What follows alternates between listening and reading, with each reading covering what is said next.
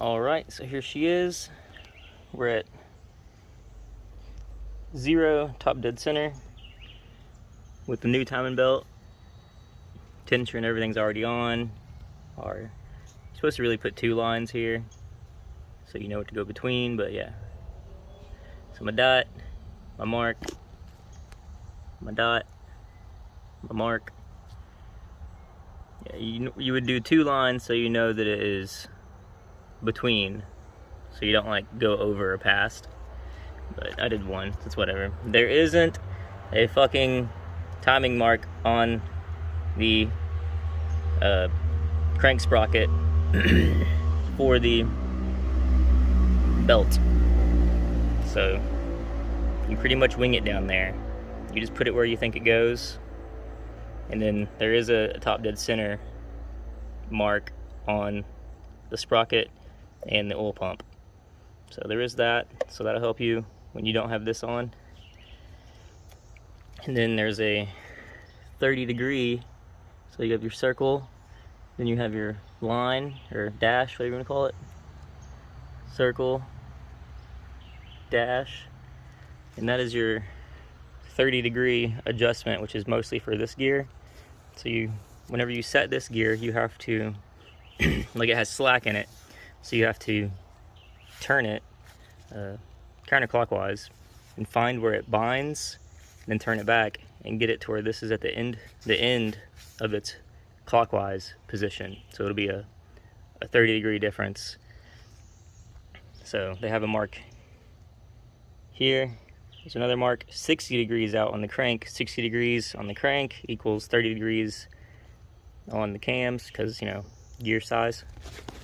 So let's go ahead and turn that.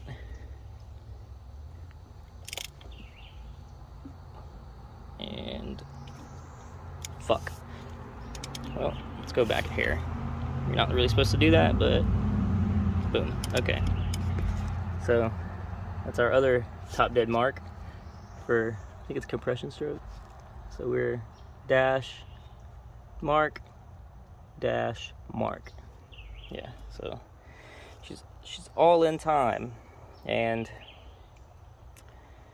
let me tell you, that harmonic balancer bolt is torqued to like 600 plus foot-pounds. I used that breaker bar and I had it in a damn L shape with this 4 foot bar. Everything my big ass has, you know, 200 pounds, fucking 6'2", just fucking ripping at it. And yeah, I get the special tool. There's a special tool, there's a special socket that goes in here that you can use, and then there's a special tool that screws on here that locks this down. You might break the tool, I don't know, I don't have it, but if you do it the way I did it, you're gonna break something else.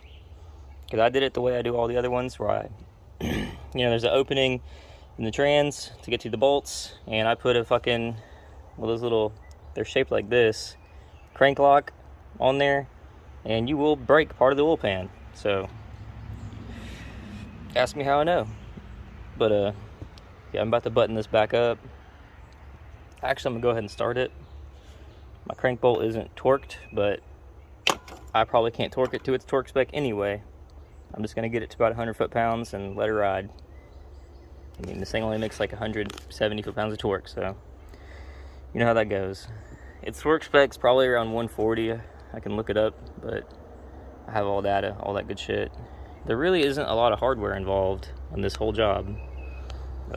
Fan shroud has to come out. If you use an impact, the radiator does come out, but I drain the radiator enough to just unhook this hose. So maybe a quart, like there is fluid in here. Well, yeah, it's in there, but it's further down. It's like a quarter way down, it's like right here. But yeah, I do need to replace this and get an aluminum one. I have a fear it's gonna bust because it looks kind of see-through. But yeah, it's pretty easy. If you have any questions, just, you know, shoot me a message. But yeah, getting the marks right is a pain in the ass. I got these marks off of my OE belt, which is Toyota. This is a Gates belt. If you buy the cheap Gates belt, it doesn't have marks on it at all. Make your own marks, which is kind of gay. But if you're a timing belt guy, if you've done them before, you know that. I'm a timing chain guy. I've done a bunch of timing chains, maybe like 5 or 6 timing belts ever. So I believe that's my crank mark. Oh wait, no, that's cam.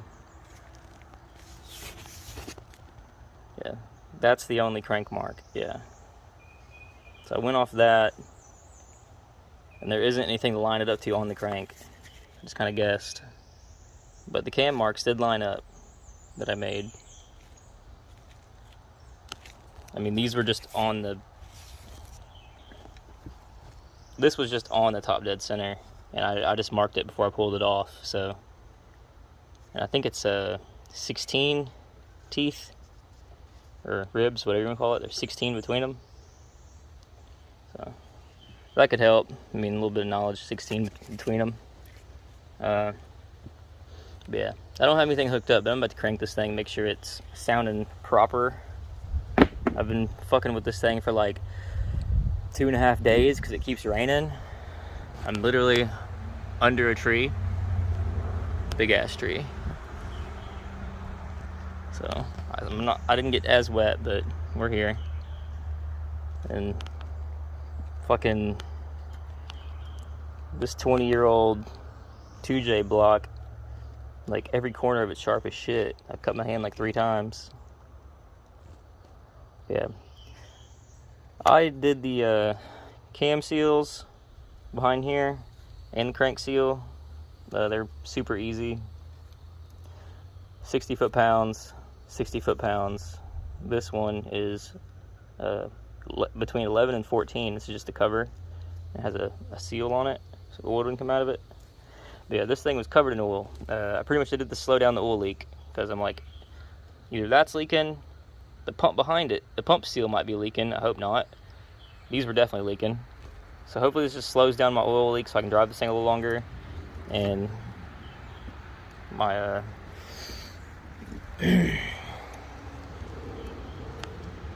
my factory belt was getting kind of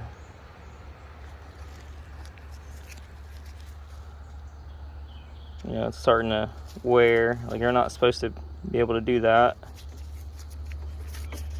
And the car started to misfire, like it came a little bit at a time.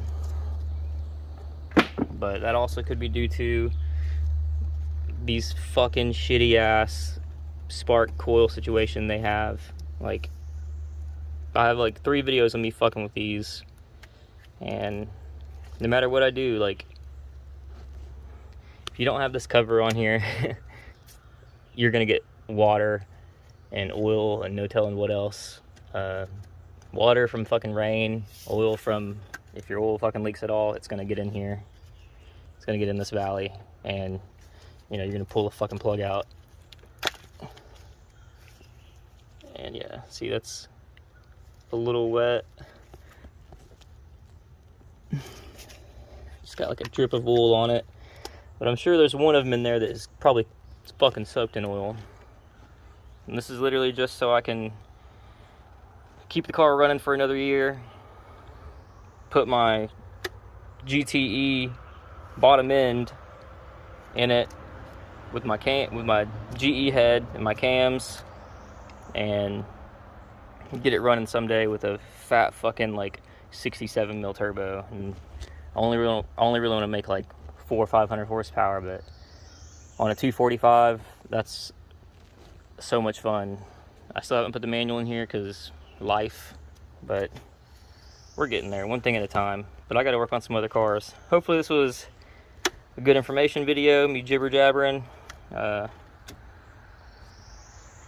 It's one thing after another on these older cars, honestly, and I'd rather have one of these than a fucking new car. I know that sounds stupid, but new cars fucking suck, dude.